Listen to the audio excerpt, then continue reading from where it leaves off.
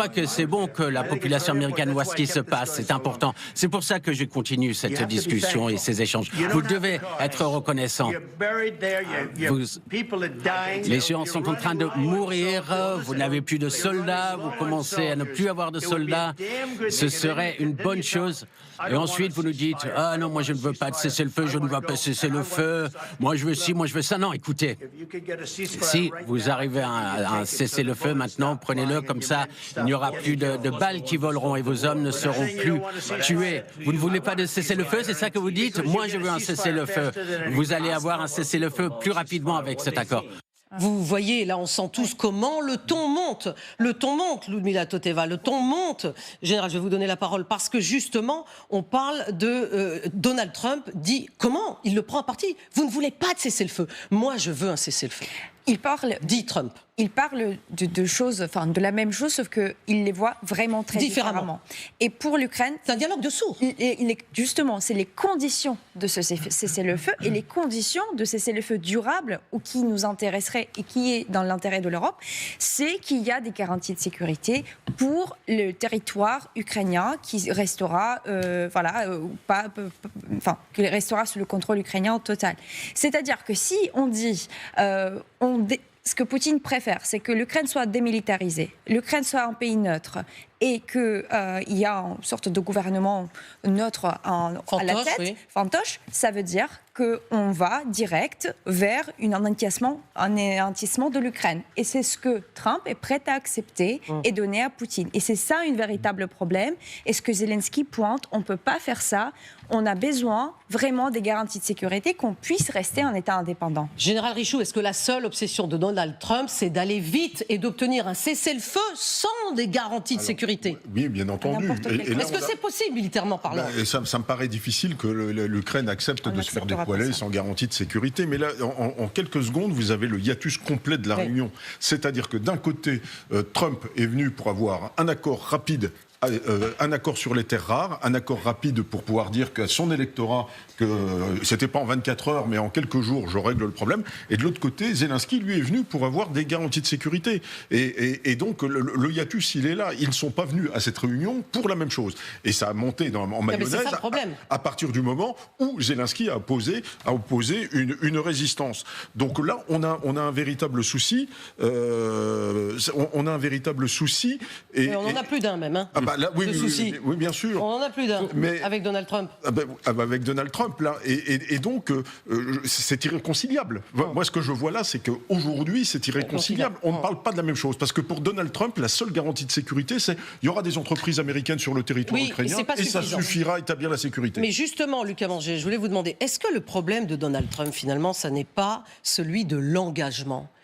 Il ne parvient pas à s'engager parce que il ne le souhaite pas. Il reste vague. Aller très vite, c'est justement ne pas s'engager, ne s'engager à rien. S'engager à rien, et même il va même dans la discussion jusqu'à dire à Zelensky « Oh mais vous savez, il y aura des ingénieurs et des ouvriers de chantier américains qui et du coup les Russes n'attaqueront pas. » Vous savez ce que lui a répondu Zelensky? Il a dit écoutez, en 2014 ça n'a pas marché. Hein. Visiblement les Russes, les Américains étaient déjà là et les Russes sont venus. Donc ça effectivement ça ne fonctionne pas cet argument. La meilleure réponse, elle est venue cet après-midi de Poutine, qui a rappelé une chose. Donc. Ben oui, mais non, mais par rapport à ces questions de garantie de sécurité, qui a rappelé une chose, qui a rappelé que l'ordre d'envahir l'Ukraine, de faire tomber le régime de Kiev, de dénazifier l'Ukraine et l'interdiction pour l'Ukraine de rentrer dans l'OTAN ou dans l'Union européenne était toujours en vigueur.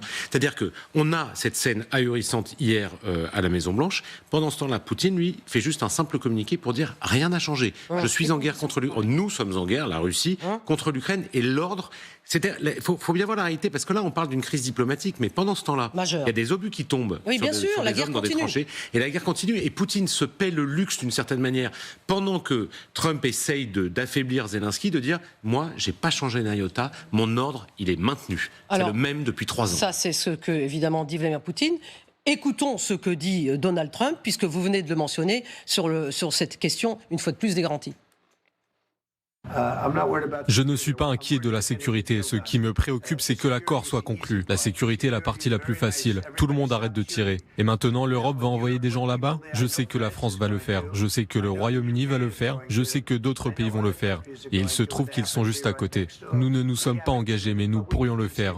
Vous savez, nous avons une sécurité sous une forme différente. Nous aurons des travailleurs qui creuseront, qui prendront la terre brute pour que nous puissions créer un grand nombre de produits de qualité dans ce pays. Aurélien Duchesne, qui creuseront, ça c'est Donald Trump qui répète toujours des verbes comme ça très actifs, forêt, il a creusé, on comprend ce qu'il veut dire, mais c'est visiblement pas du tout ce qui conviendrait à Volodymyr Zelensky. Pourquoi il y a à ce point entre ces deux hommes un dialogue de sourds, à votre avis ? Il y a un dialogue de sourds, alors d'autant plus que J.D. Vance à côté était pas totalement hostile à l'idée de troupes américaines en Ukraine. Il faut rappeler pour dire à quel point c'est une partition quand même à un billard à 6 bandes. Et ensuite, côté Trump, évidemment, lui, il avait sans doute un maître mot à faire passer, qui était de dire que lui, c'est le champion de la paix, quand l'autre, Zelensky, serait celui de la guerre mondiale. Donc évidemment que Trump, dans ce cadre-là, dans le temps qu'il avait, n'allait pas parler de commencer à mettre une garantie de sécurité effective du type troupes au sol en Ukraine. Ça aurait été contradictoire. Et le dernier aspect, quand il parle d'éventuelles troupes françaises ou britanniques en Ukraine, ça veut aussi dire qu'il est cohérent, lui, Trump, dans son message, que c'est aux Européens de gérer la sécurité de l'Ukraine, pendant que lui, il pourra forer et rembourser les soi-disant 350 millions de dollars payés à l'Ukraine. Oui, alors justement, aujourd'hui, Volodymyr Zelensky, qui a quitté les États-Unis, qui est à Londres, on va en reparler, il a évidemment beaucoup publié de posts, et voilà ce qu'il écrit à propos de ces minerais. Nous sommes prêts à signer l'accord sur les minéraux qui constituera le premier pas, dit-il, vers des garanties de sécurité. Mais ce n'est pas suffisant. Il nous faut plus que cela, Ludmila Totieva. C'est très important de comprendre qu'est-ce que ça veut dire cet accord sur les minéraux. Dont il n'a pas du tout été question hier. Justement, cet accord, c'est un accord cadre qui est... Oui. Enfin, un accord cadre qui veut dire en fait un début d'accord. Un pré-contrat. Début d'accord. Oui, c'est un pré-contrat. Ça veut dire qu'il y aura beaucoup d'autres accords qui sont beaucoup plus engageants qui vont venir après. La chose qui était établie, qui était importante, c'était le fonds commun entre les États-Unis et l'Ukraine, où les fonds qui vont être perçus de ces justement des exploitations des minerais vont être partagés à 50-50. Alors, au lieu de ce que souhaitait Donald Trump il y a quelques semaines, qui était une somme épouvantablement énorme. Et justement, c'était aussi la somme qui était démantelée d'ailleurs, est démenti plutôt par les Américains de leur côté, en disant ben non, c'est pas cette somme-là qu'on a donnée à l'Ukraine.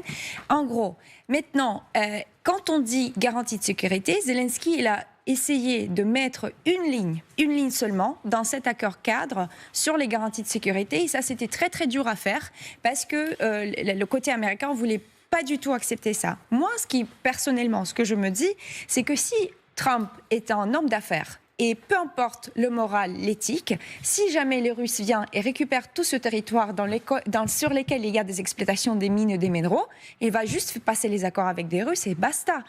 Il n'y a pas de garantie. Si son intérêt, c'est juste son intérêt, qui n'est pas du tout appuyé sur aucun ordre communément reconnu ou international ou légal, ça veut dire son intérêt peut être tout où il veut. Partout où il veut. Et on ne peut pas faire confiance à ce type d'accord. Bon. Et ça me en fait rappelle certains types d'accords qu'on a passés ailleurs. C'est avec Poutine. Oui. C'est-à-dire que tu passes un accord, ça ne sert à rien de passer un accord. C'est-à-dire, Ludmila, vous êtes en train pratiquement de comparer... Oui, les deux. Voilà, si j'ai bien compris, vous avez été assez clair. Le fait de passer des accords avec la Russie ou de passer des accords avec les États-Unis. Dans ce cadre-là, les accords qui étaient proposés, je pense que c'était pas... Alors, le conseiller à la sécurité nationale, Michael Waltz, avait déclaré il y a quelques jours, le 20 février, justement à ce propos, que l'investissement américain dans l'économie ukrainienne est la meilleure garantie de sécurité qu'il puisse espérer, bien plus qu'une nouvelle palette de munitions. Ça, c'est quand même un propos, Sylvie Berman, pas très diplomate. C'est-à-dire, est-ce que c'est suffisant ? Est-ce qu'on peut comparer une aide militaire avec un investissement ? Parce que c'est ça que les Américains veulent faire croire là aux Ukrainiens. On comprend quand même que les Ukrainiens n'acceptent pas cela aussi facilement.